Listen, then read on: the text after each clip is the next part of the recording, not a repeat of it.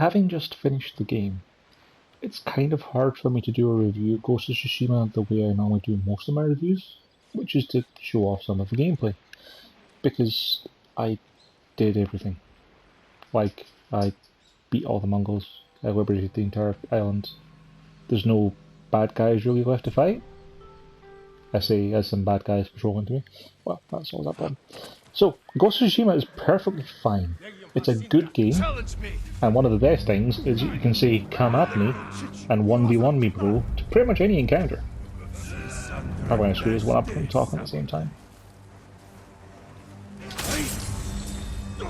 But it's a game that is very good at making you feel like a badass when it's flowing well. Because sometimes it flows less well. I terrified those guys and they ran away because, you know, any game and all that. One of my other favourite things in this game is the fact that there's a button specifically for wiping the blood from your katana and sheathing it.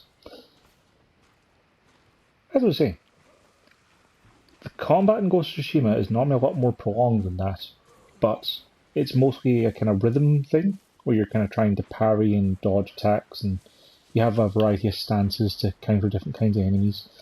It feels like a kind of a cross between Assassin's Creed and Batman, because you've got the dodges and parries of Assassin's Creed, the more modern ones at least, and then you've got the fact that bad guys don't wait their turn to attack most of the time. There's generally like 3 to 4 of them attacking at the same time towards the end of the game. So you've got ghost tools to help you even the odds, throw knives and explosives and all sorts of stuff like that, smoke bombs and the likes. And you can get by without them, but it's a lot easier if you kind of lean into them and use them liberally. There's a few things less satisfying in this game than like having 16 guys charging at you during one of the climatic missions and then murdering them all in a fraction of a second. Like, the main story missions are good. There are a couple of forced stealth ones where if you get caught, you instantly fail, which kind of suck, but they always suck in any video game. The actual stealth itself is fine. You've got detective vision, you know, you can see where bad guys are and you can sneak around them. The vision cones are very forgiving, especially on the normal difficulty. And there's a wonderful photo mode. It's absolutely amazing. And you can pet foxes. Like, that's all kind of the most interesting things to say about this game. Like, everything else about it, I don't want to say it's boilerplate or by the numbers, but it's kind of by the numbers. You know, you find camps filled with bad guys and you wipe them out and it reveals a bit of the map around it. And if you wipe out everyone in an area, it reveals the entire of that area's map for you, which makes it a lot easier to check off all the boxes because there's a lot of boxes.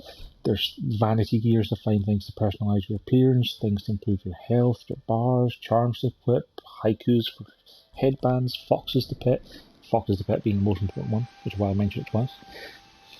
Like, all of that is perfectly functional and fine. It is well polished. There's a lot of nice things about it, like the fact that fast travel is almost instantaneous. Like, if I go from where I am in the middle of the map down to the starting area, say, let's go to the very first area you start off in the game, the loading time is going to be about 5 or 6 seconds, maybe, at that.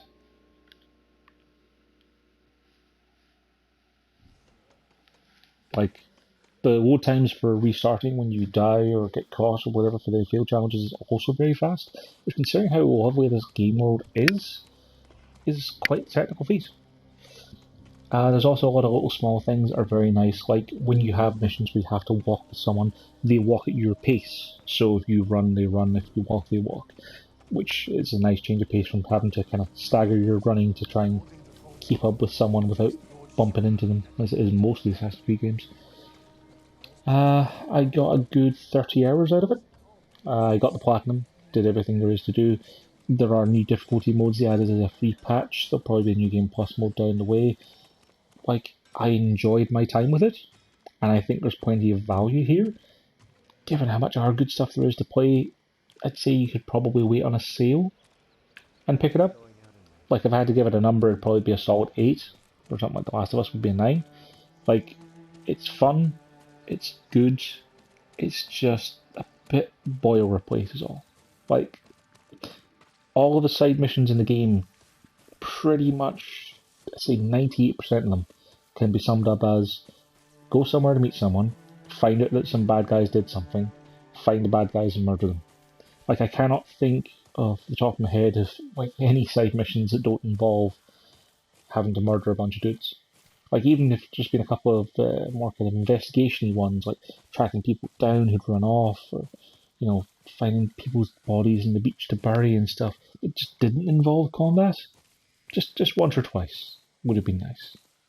There probably is going to be one time that I've forgotten about now in the last 3 weeks of playing this game, but yeah, it's good and it's fun. It's just, it does get a little bit repetitive when you spend 30 hours over 2 weeks playing it, which, as I say it, I sound like a terrible person.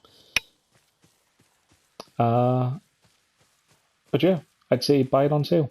You'll definitely get your money's worth out of it. You'll have a good time. You can pet lots of foxes, take lots of great photos, and I'll definitely be there day one for a sequel. In the meantime, thanks for watching.